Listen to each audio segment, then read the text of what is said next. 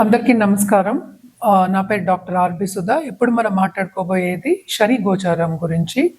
ద్వాదశ రాసుల వారికి శని గోచారం అంటే మార్చ్ 29, 2024కి మీనానికి ప్రవేశిస్తున్నారు శనీశ్వరుడు. సో, ఆ గోచారం ద్వాదశ రాసుల వారికి ఫలితాలు ఎలా ఇస్తాయో చూద్దాము. మనం జనరల్‌గా మాట్లాడుకోవాలి అంటే శనీశ్వరుడు మనకి తెలుసు చాలా ఇబ్బంది పట్టే ఒక గ్రహం. అందరూ భయపడుతూ ఉంటారు. ఏంటంటే ఏలినాటి శని వచ్చినా గానీ, లేకపోతే లగ్నంలో శని ఉన్నా గానీ, లేకపోతే ఏంటంటే శని మహాదశ వచ్చినా గానీ. సో, పరిహారాలు చేస్తే కనుక ఎప్పటికైనా సరే శని ప్రీతి అనేది మనం పొందుతూ ఉంటాం అన్నమాట. అండ్ శాంతి ఇచ్చాలి అంటే శాంతి జపాలు, పూజలు చేసుకోవడం అనేది చాలా మంచిదన్నమాట. బట్ అంతకన్నా ముందు మనం మాట్లాడుకోవాల్సింది ఏంటంటే మనకి తెలుసు 9 గ్రహాలు ఉన్నాయి. దీంట్లోనే ఏంటంటే ఫ్రెండ్షిప్స్, ఎనిమిటీ అనేవి 2 ఉంటాయన్నమాట. అంటే సంబంధాలు, సత్సంబంధాలు ఉంటాయి, వేరే సంబంధాలు ఉంటాయి అన్నమాట. ఎప్పటికైనా మన మార్స్, సన్ అండ్ జూపిటర్ కలిపి మనం చెప్తూ అంటే ఏంటి వాళ్ళు ఫ్రెండ్స్ అంటాం. అది ఒక సెట్ కింద తీసుకుంటాం. మెర్కురీ అంటే ఏంటంటే బుధుడు ఏంటంటే న్యూట్రల్ అన్నమాట. అన్ని గ్రహాలకి కొంతవరకు న్యూట్రల్ కింద ఉంటారనమాట. మిగతా గ్రహాలు అంటే ఏంటంటే మ్యాలిఫిక్ గ్రహాలు అంటే చెడు చేసే కొంచెం గ్రహాల కింద మనం శనీశ్వరుడు, అలాగే శుక్రుడు, అలాగే రాహుకేతువుల్ని తీసుకుంటాము. అండ్ ఆల్సో బెనిఫిట్లో ఏంటంటే మనం చంద్రుని కూడా తీసుకుంటూ ఉంటాం అన్నమాట. కానీ ఇదేంటంటే జనరల్ ఫ్రెండ్షిప్, జనరల్ ఎనిమిటీ. కానీ లగ్నానికి వచ్చినప్పటికి ఏంటంటే అన్నీ మారిపోతూ ఉంటాయి అన్నమాట. లగ్నం కానీ, రాశి కానీ. సో, టెంపరరీ ఫ్రెండ్షిప్స్ అనేది ఉంటుంది, పర్మనెంట్ ఫ్రెండ్షిప్స్ అనేది ఉంటుంది. మనం మాట్లాడుకునేది ఏంటంటే పర్మనెంట్ ఫ్రెండ్షిప్ గురించి నేను ఇప్పుడు చెప్పానన్నమాట. ఎందుకు ఇది చెప్పాను అంటే బేసిక్గా మనం చూసామంటే శనీశ్వరుడు మీనానికి వస్తున్నారని ఇప్పుడే మాట్లాడుకున్నాం మనం. సో, మీనం ఎవరిది, ఓనర్షిప్ ఎవరిది అంటే ఆ రాశికి అధిపతి ఎవరు, గురు అయ్యారనమాట.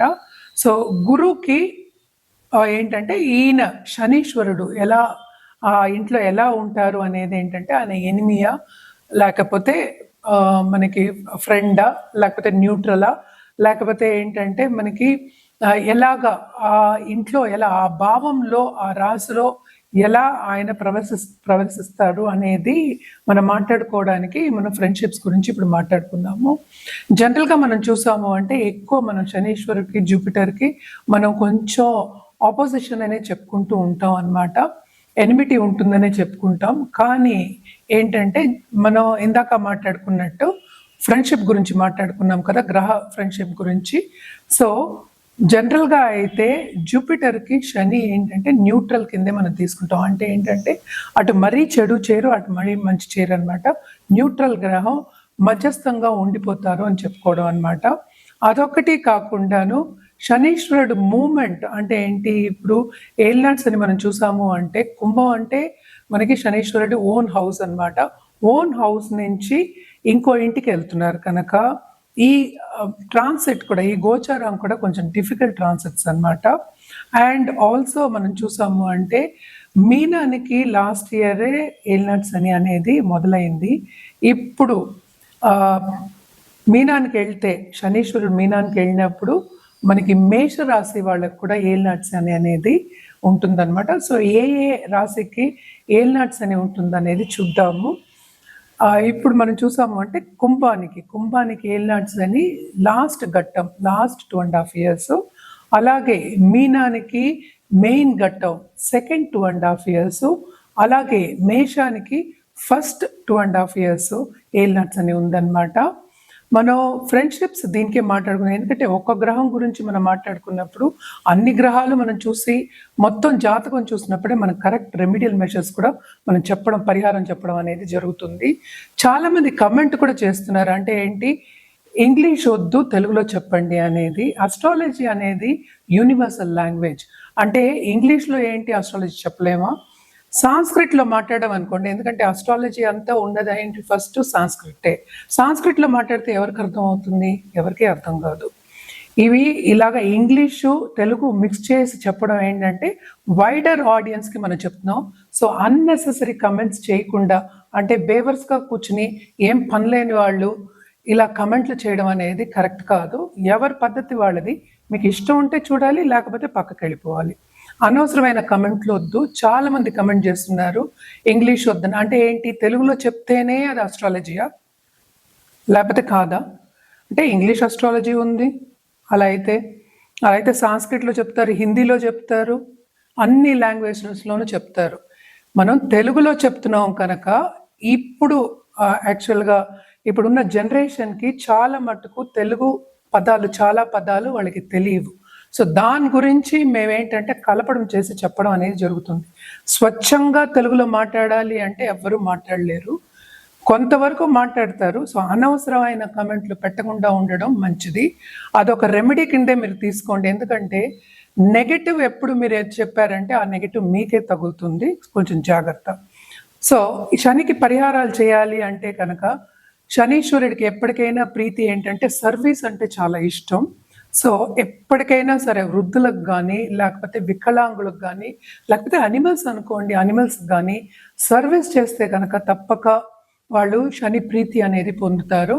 కొంతమంది ఏంటంటే యాక్చువల్గాను మరీ మీనియల్ టాస్క్ చేయడం అంటే ఏంటి, ఇల్లు ఊడవడాలు, తుడవడాలు అంటే మీనియల్ టాస్క్, అంటే సర్వెంట్స్ చేసే సర్విట్యూడ్ అంటూ ఉంటాం అన్నమాట. అలాంటి పనులు కూడా కొంతమంది కావాలని శని ప్రీతి పొందడానికి చేస్తూ ఉంటారు. అదొకటి కాకుండా ఎప్పటికైనా దానాలు కానీ, జపాలు కానీ చేయడం అనేది మంచిది. అండ్ ఆల్సో ఎప్పటికైనా సరే నేను ఇందాక చెప్పినట్టు సర్వీస్ అనేది చాలా చాలా ప్రీతి శనికి. సో మన చేత్తో వండి పెట్టడం కూడా చాలా మంచిదన్నమాట. ఇవన్నీ మనం ఏంటి మాట్లాడుకునేది జనరల్ పరిహారాలే. ఏదైనా సరే మనం చూసుకోవాల్సింది ఏంటంటే వ్యక్తిగత జాతకం మీద ఆధారపడి ఉంటుంది రెమెడియల్ మెషర్స్. ఏ ప్లానెట్ని కంట్రోల్ చేయాలి అనేది, ఏ ప్లానెట్కి ప్రీతి అంటే ఏంటంటే అప్లిఫ్ట్ చేయాలి లేకపోతే బ్యాలెన్స్ చేయాలి అనేది మోర్ ఇంపార్టెంట్ అన్నమాట. ఎందుకంటే ఈ కాలంలో అందరికీ, చాలా మందికి ఉద్యోగాలు కూడా లేకుండా, అంటే బతుకు తెరువు లేకుండా కూడా చాలా మంది ఉంటూ ఉన్నారు.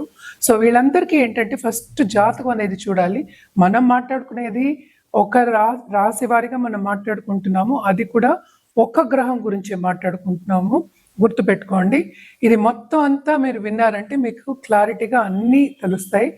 ఏదైనా మీకు డౌట్లు ఉన్నా కానీ, లేకపోతే అపాయింట్మెంట్ సెట్ చేయాలంటే కానీ కింద స్క్రోల్ అయ్యే నంబర్కి సంప్రదించవచ్చు. ఇప్పుడు మనం మాట్లాడుకోబోయేది తులారాశి వాళ్ళ గురించి. తులారాశి వాళ్ళకి శని గోచారం అంటే మార్చ్ 29, 2025లో జరగబోతోంది. మీనానికి వెళ్తున్నారు. సో ఎలా ఉంటుందో చూద్దాం. వీళ్ళకు కూడా, తులారాశి వాళ్ళకు కూడా మిశ్రమ ఫలితాలే ఘోషిస్తున్నాయి. ఎందుకంటే మనం చూసాము అంటే 5th లార్డ్ ఏమో మనకి 6thలోకి వెళ్తున్నాడు అనమాట. అంటే 4th and 5th లార్డ్ అంటే కేంద్ర కోణాధిపతి 6వ ఇంట్లోకి వస్తున్నాడు కదా, తప్పక వీళ్ళకి ఏంటంటే డబ్బు ఖర్చు విపరీతంగా ఉంటుంది. అదొకటి కాకుండా ఈ గోచారం మూలాన్ని వీళ్ళకి తప్పక ఏంటంటే వాళ్ళు చేసే పనిలో చాలా కాంపిటీషన్ ఉంటుంది, కాంపిటేటివ్ ఫీల్డ్ కింద తయారవుతుంది అనమాట. అండ్ ఆల్సో మనం చూసాము అంటే గవర్నమెంట్లో ఉన్న వాళ్ళు కానీ, లేకపోతే లాయర్స్ కానీ, ఎందుకంటే ఈ రాశి వాళ్ళు మనకి తెలుసు ఫైన్ సెన్స్ ఆఫ్ బ్యాలెన్స్ అనేది ఉంటుంది. వీళ్ళందరికీ కూడా ఏంటంటే శ్రమ అనేది చాలా అధికం కనిపిస్తోంది. కోర్ట్ కేసెస్ అనేవి చాలా ఎక్కువ అవుతాయి, మీకు చాలా కేసెస్ వచ్చే ఛాన్సెస్ ఉన్నాయి. దానికి తగిన శ్రమ అనేది మనకి కనిపిస్తోంది. సడన్గా డబ్బు వచ్చే ఛాన్సెస్ ఎక్కువ ఉన్నాయి. ఎందుకంటే కన్సల్టెన్సీ అండ్ బిజినెస్ పీపుల్కి చాలా బ్రహ్మాండంగా ఉంటుంది అని చెప్పుకోవాలన్నమాట. పనిచేసే వాళ్ళకి మాత్రం తప్పక వీళ్ళు వెనకాతల కొంతమంది ఏంటంటే వీళ్ళని కిందకి తీసుకురావాలి అనే వాళ్ళు కూడా తయారవుతూ ఉంటారు. అంటే అందరూ మనకి మంచి చేయాలి అనుకునే వాళ్ళే మనకి తగలరు. ఉన్నత వ్యక్తులు పరిచయం వచ్చేప్పటికీ మనకి చుట్టుపక్కల ఉన్న వ్యక్తులతో కొంచెం జాగ్రత్తగా ఉండడం అనేది చాలా మంచిదన్నమాట. ఎందుకంటే 6thలోకి వెళ్ళేప్పటికీ కొంతమంది ఈవెన్ ఫ్రెండ్స్ కూడా కొన్నిసార్లు ఎదురు తిరిగే ఛాన్సెస్ కనిపిస్తున్నాయి అన్నమాట. అలాగే బిజినెస్ పీపుల్కి కొన్ని అడ్డంగాలు వచ్చినప్పటికీను తప్పక వీళ్ళు సాధిస్తారు అండ్ సత్ఫలితాలు పొందుతారనే చెప్పుకోవాలి, ఎస్పెషలీ ఈ రాశిలో ఉన్నవాళ్ళు. అలాగే ఈ రాశిలో ఉన్న వాళ్ళకి తప్పక కొత్తగా పెళ్ళైన వాళ్ళకి కానీ, దాంపత్య జీవితాన్ని ఎంజాయ్ చేసే వాళ్ళందరికీ కూడా కొంతవరకు అనుకూల పరిస్థితి అనేది నెలకొంటుందన్నమాట. అండ్ ఆల్సో మనం చూసాము అంటే పిల్లల విషయానికి వచ్చేప్పటికీ శ్రమ అనేది అధికమవుతుంది, వాళ్ళ మీద ఖర్చు పెట్టడం అనేది ఎక్కువ కనిపిస్తోంది. అలాగే పిల్లలు కావాలి అనుకునే వాళ్ళందరికీ కొంతవరకు ఏంటంటే అడ్డంగాలు అనేవి కనిపిస్తున్నాయి అన్నమాట. సో తప్పక ఆ రీతిగా కొంచెం జాగ్రత్త పడడం అనేది మంచిది. అదొకటి కాకుండా ఎవరికైనా లోన్స్ ఇస్తే మాత్రం ఎస్పెషల్లీ ఈ రాశి వాళ్ళు తప్పక తిరిగి రావడం అనేది కొంచెం కష్టమవుతుంది. కొంచెం జాగ్రత్త పడడం అనేది మంచిది. ఆల్సో ఈఎంఐస్ గానీ, లోన్స్ గానీ అధికమయ్యే ఛాన్సెస్ ఎక్కువ కనిపిస్తున్నాయి. అందుకనే బిజినెస్ పీపుల్‌కి బావుంటుందని చెప్తున్నాననమాట. ఎందుకంటే లోన్స్ తీసుకోకుండాను, ఈఎంఐస్ లేకుండాను అసలు బిజినెస్ అనేది ఈ కాలంలో రన్ అవ్వదు. అలాగే కొత్తగా ఇన్వెంట్ చేసే వాళ్ళకి కానీ, స్టార్టప్స్ పెట్టుకునే వాళ్ళందరికీ కూడా బావుంటుంది. ఎందుకంటే శని ఏంటంటే పరిగెత్తిస్తాడు. అంటే ఏంటి శ్రమ పెట్టిస్తాడు. అలాగే ఏంటంటే ఆ స్ట్రెంగ్త్ అనేది ఇస్తాడనమాట. Mental strength. ఏదొచ్చినా ఎదిరించి నిలబడే ఒక స్ట్రెంగ్త్ ఇస్తాడు కనుక తప్పక తులారాశి వాళ్ళకి కొంతవరకు బావుంటుంది. కొంతవరకు అంత బావుండదనే చెప్పుకోవాలి. మన పరిహారాల విషయానికి వస్తే కనుక తప్పక వీళ్ళు శని కాళ్ళు పట్టుకోవాల్సిందే. ఏం చేయాలి వీళ్ళు అంటే ఎస్పెషల్లీ వీళ్ళు శనివారం తప్పక వెంకటేశ్వర స్వామికి పూజ చేయడం అనేది మంచిది. ఎందుకంటే సంపద దగ్గర కొంత ప్రాబ్లం ఉందని చెప్తున్నాను కనుక. ఎందుకంటే సేవింగ్స్ తగ్గుతాయి. సో వెంకటేశ్వర స్వామికి చేయడం అంటే వాళ్ళకి ఇష్టం అయితే, లేకపోతే హనుమాన్ చాలీస చదువుకోవడం, లేకపోతే సింధూర పూజ చేయడం అనేది ఎక్స్ట్రీమ్లీ ఇంపార్టెంట్. ఇవన్నీ చేయలేము అనుకున్న వాళ్ళు ఏంటంటే గణపతికి అడ్డంగాలు రాకుండా గణపతికి ఒక 5 నిమిషాలు పొద్దున్నే ప్రార్థన చేయడం అనేది చాలా మంచిది. ఇది నిత్యం చేయండి ఈ రాశి వాళ్ళు, చాలా బాగుంటుంది. మనం మాట్లాడుకునేది ఏంటంటే శనీశ్వరుడు గురించే, ఒకే ఒక గ్రహం గురించే రాశి వారిగానే. సో ఇది జనరల్ రెమెడీసే. ఏదైనా సరే వ్యక్తిగత జాతకం మీద ఆధారపడి ఉంటుంది. తప్పక మీకు డౌట్లు ఉన్నా, మీకు సంప్రదించాలి అంటే మీ జాతక రీత్యా ఏదైనా డౌట్లు ఉన్నా, జాతక రీత్యా మీరు చూపించుకోవాలన్నా కూడాను మమ్మల్ని సంప్రదించవచ్చు. ఎందుకంటే జాతక రీత్యానే రెమెడియల్ మెషర్స్ చెప్పడం అనేది జరుగుతుంది. ఈ పరిహారాలన్నీ చేసుకుంటే తులారాశి వాళ్ళకి లాంగ్ టర్మ్‌లో చాలా బాగుంటుంది.